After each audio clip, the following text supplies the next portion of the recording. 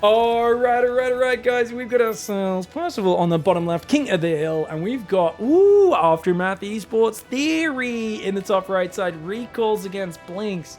Now, I think the recalls have slightly better stats than the Blinks. I can't remember the exact differences. If anyone wants to tell me, oh, they've got one more range, or they have 200 more hit points, or whatever the differences are, or maybe they attack slightly fast. You guys let me know.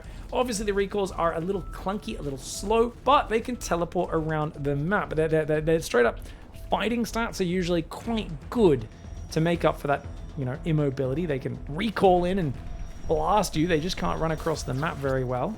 They are a little bit slower, but it does look like the Blinks are significantly more fragile just from how much damage one shot took off the health bar. Now, Falcon's going to be coming in, so it's going to be Air for Percival in the bottom left, guys. Theory in the top right is going to go Foundry. Mortar Destroyer. Does he have faith in Recall Hunters to beat Falcons? I can't imagine he does. And I'm shocked that Theory's gone ground, because he's got nothing that shoots up here. Has he messed up his deck? Guys, he's only got anti-ground. And then he's got flak turrets. Is he going to use flak turrets? I mean, his deck sucks. Falcon hard counters his deck. Oh, he's dead. Oh, he's just dead. No, like, Theory literally can't win this game. Guys, we're seeing a lot of people not run anti-air today. Right? Like, Recall Hunters aren't going to be able to get in range of the Falcons, are they? Won't they just get wrecked? I mean, I guess they'll get in range, actually. Falcons don't have crazy range, do they? We'll see how it goes. He's going to go into air, is Theory. We'll see how the I mean, it feels like the immobility, though, of the Recall Hunters means it'll be impossible to deal with it. Don't underestimate the air turret. It one-shots almost anything. That is true. He can at least defend with it, but how does he ever push on the map? He needs to push on the map with Recall Hunters, and that's going to be tough to pull off. Mortar's coming out for Theory as well, going to try and stabilize in these positions. Doesn't want to siege it just yet. Now he sieges it. Fascinating. Okay, this is crazy, man, because we're going to have surely the Falcons coming out soon for Percival. But Percival's gone back into Foundry. So, okay, maybe he doesn't believe in the Falcons. I thought Falcons would be god tier here, but apparently he doesn't believe in it. He's going to go straight Mammoth. Mammoth into a player who has destroyers available is a wild choice, but there's no destroyers on the map just yet. Looks like he's going to poke in there. Mortar's sieged on both bases. Actually, these guys aren't sieged right now. He's going to need to siege those soon. Oh, God, he's going to get jumped on. He's got to focus fire the mortars on the Blinks. One of them goes down. The second one goes down. He only gets one mortar shot off. Ooh, great snatch there by Percival. Just grabs him right by the mortar. Gets two of them down for only a few Blinks. Great trade. Thinking about doing it again. Does take a big shot there. Always scary when you're moving. You got to move those mammoths in first. Here come the recall shockers. They're going to be amazing at clearing the little boys. But look at that. Destroyers here. Those destroyers anti-big one-shot capabilities. Now, I don't think recall shockers count as big units. We'll go down to the mortars reasonably fast, though. Chat tells me recall hunters are actually good enough to take down Falcons, but I still really didn't think... I thought early Falcons would have been such a problem. Who knows? Everyone's still figuring out this beta. Still very fresh. Uh-oh. Couple of recalls run forward and die. But the turret's going down. They take a few seconds. The Falcons try to get a mortar. And they almost get one shot by those turrets. They do manage to take out a mortar. And you force two turrets, you kill a mortar. These three Falcons on hold position just chilling there. The recall hunters are going to try and force them back with the shockers. Like, dude, good micro. Using hold position, very technical. And look at that, the Blinky boys in the back door.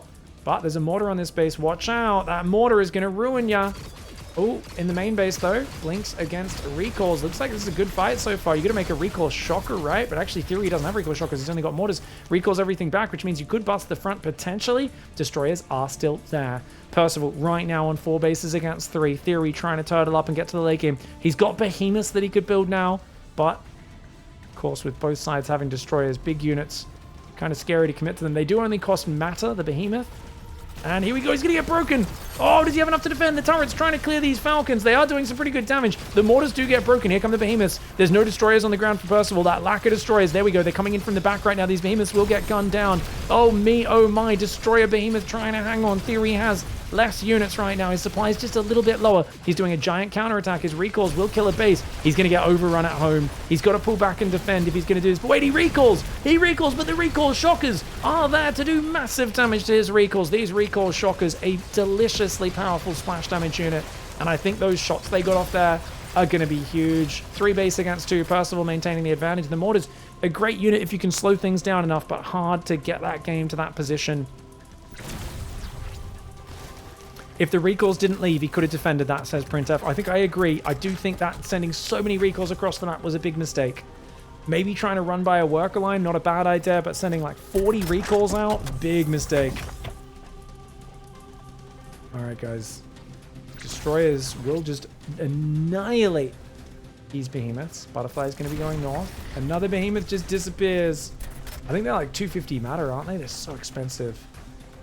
If they just instantly killed the base and focus fired it, then they could have recalled in time. But because they were AFKing, it was a big problem.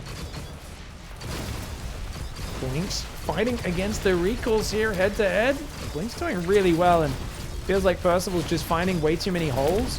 It feels like, you know, Theory was close to stabilizing a few times here, but Percival is thrusting in just like, I mean, this is proper Terran play, right? I mean, normally, obviously in StarCraft, Terran players are usually stimming, but in this case, he's blinking with his important thing and really just going, oh, there's an opening, go for it, and really taking advantage very effectively. Hornets can crush these butterflies.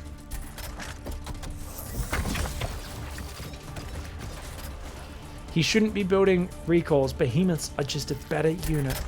Really? Twitch chat, are you guys for real? You think behemoths against destroyers are good? I guess with the recall shockers there, maybe it makes sense. Because the destroyers do have to get a bit closer in order to make that happen. But man, look at how quick that base disappears. The supply difference is too big. Percival just has too many units at this point. The Hornets will take care of the butterflies. And we are going to see a tap out there in game 1 between Percival and Theory. Percival looking like the top dog right now, guys. I don't know if parting, even if we got him out of retirement, would be able to hold a candle to Percival right now. Percival's looking really good. We'll see if Theory can turn this around. All right, guys. Percival up 1 game here. He's going to fast expand it. Oh, Theory's going for the aggro. Theory is going Wasp Knight, maybe? I thought you'd open up with Knights if you were going to do this, but looks like he wants to start getting some damage on the base immediately. There is no Guardian Shield. And already 1 Hornet will be getting attacked by a few Wasps. He's going to go straight for the main, maybe. Ooh, interesting. Okay, he's going to go for the natural, lure the Blinks into the open, and then surround them. You leave some Wasps on this right side to flank, cut off the retreat. So even if he tries to blink away, it's hard for him to escape. He's going to go for the surround. Can he get it? Oh, the Wasps are getting a pretty good surround. Oh, that's actually really good. I think maybe Percival trying to defend a bit too early here, but nice secondary blink to get back behind the minerals. Really well done there to cut off. And look at that. He didn't move the Wasps between the worker lines. Slight miss micro there for Theory. And because of that blink blocking it, that's really good. Now, still a lot of workers going down. Generally, it's good to trade Wasps for workers. But remember, this feels like an all-in. This doesn't just feel like you know, oh, I'm trying to do a bit of damage. This is, I'm trying to wreck you, son. And these Wasps, while they're killing a lot of workers and lowering the income, will it be worth sacrificing this many? We're going to find out. These Wasps need to get on top of these workers. These ones do get cleaned up there. These Wasps running in on top, taking out a few of these workers. Is it enough? I don't think so. Maybe Theory starts to expand behind it. Maybe it is, actually. But you need to stop throwing your army away at this point, because you've killed... Okay, that is a crazy number of worker kills. Yeah, I mean, you're mining more right now, but you are way down in supply. Hard to counterattack against Wasps, though. Very hard to counterattack against Wasps. Ooh. This is kind of crazy, dude. Knights are very good defensively as well, which is really nice. And he's going to go air. So it's air is slightly ahead for Percival, but Theory reactively techs into airship advanced recall. Wow, advanced recalls, crazy damage. Airships will dominate the skies, but only on tier 2. Only on tier 2, because look, Valk is in the loadout. Percival has the Valk. Valkyrie is the dominant sky unit, guys. Air against air, it will dominate. It will be airship is like a tier 2 Valk. It dominates air until the Valk comes out, and then it becomes just a worse Valk. So that's bad, because it means Theory's in a position where his only anti-air unit is tier 2. If Valks come out, it is checkmate. He only has a single anti-air unit. There's a big hole in his anti-air, And that means he needs to find the win condition before Shades and Valks come out for Percival. That's going to be a really big problem because he can build a few butterflies reactively. Yeah, immediately Starforge, advanced Starforge starts up, guys. So tier 3 is on the way there. You can see it unlocking for Percival. And you've got to go. What do we go with? A couple knights, a single airship, and a couple of advanced recalls. Feels he's going to take a third base as well. Maybe he can make some magic happen here if he can get a big enough economic advantage. The airships could overwhelm the Valks. I don't know if you'd need like 50% extra investment, 30% extra investment. I don't know how efficient the Valks are against the airships, but killing this third base would be a good start. Theory knows long term if he just chills, it's going to be bad for him, but he had some momentum off the early aggro. Can he get something done with it? Link forward, though, to get rid of those knights, and it is overwhelming. The base tanked so much damage during that. The advanced recalls go down. You can see they bleed green, apparently. And the airships have one of the worst anti-ground attacks in the game. Basically, the developers of this game, they looked at the Wraith in StarCraft 1 and the Scout in StarCraft 1, and they said, that is what an air-to-ground attack should be like. There should be an animation, there should be a cool graphic, a nice sound effect, and there should be literally imperceptible amounts of damage going down. And it makes sense. I mean, it's an air superiority fighter. It's not meant to be winning against the ground, right? It is basically a token air-to-ground attack. Now, the Valks there coming in and they say, hello, Mr. Airship, where are you hiding? Where are your airships? And they're going to wreck. So it looks like 2 Valks go down for 5 or 6 airships. I mean, that is brutal trading. Valks are insane, dude. And you can build butterflies there. Oh, the shade is out. Wow. Percival with another 2-0. He is off the chain, out of control. Somebody leash this madman up.